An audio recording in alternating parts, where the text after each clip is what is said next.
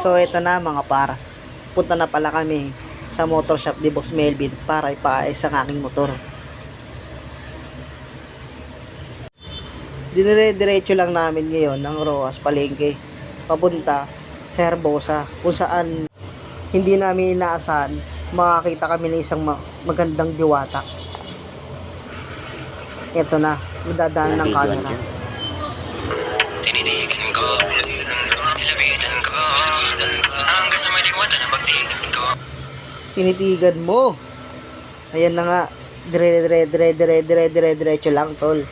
Hanggang sa makarating kami sa motor shop ni Boss Melvin. At nandito na pala kami sa Herbosa, Quezon, kung saan ang motor shop ni Melvin. Sobrang daming mga tao, maraming nagpapagawa. Ito na nga tol, lahat ng mga pyesang binili ko na ipapalit sa aking motor. Papalitan na po lahat ng mga stock ng JBT set. So ito na mga par, pinaklas na pala ang panggilid ng motor ko para ikabit na mga bagong pyesa ng JBT set.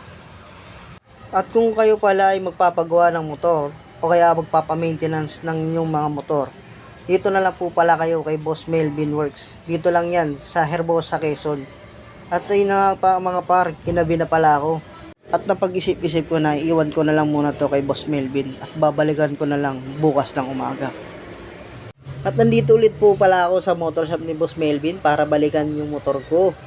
Dahil napalitan na lahat ng pyesa ng motor ko. Ito na, titest ride na natin mga par. Para malaman ko din kung talagang good quality ba talaga ang JBT set. Dito ko na rin pala umpisahan irangkada ang motor mga par. Talagang sulit ba talaga bumili ng JBT set? At kung talagang malakas ba talaga marangkada ang JBT set mga par. Ito na, bubelo lang ako pagkaalis ng truck. Antayin nyo mga par.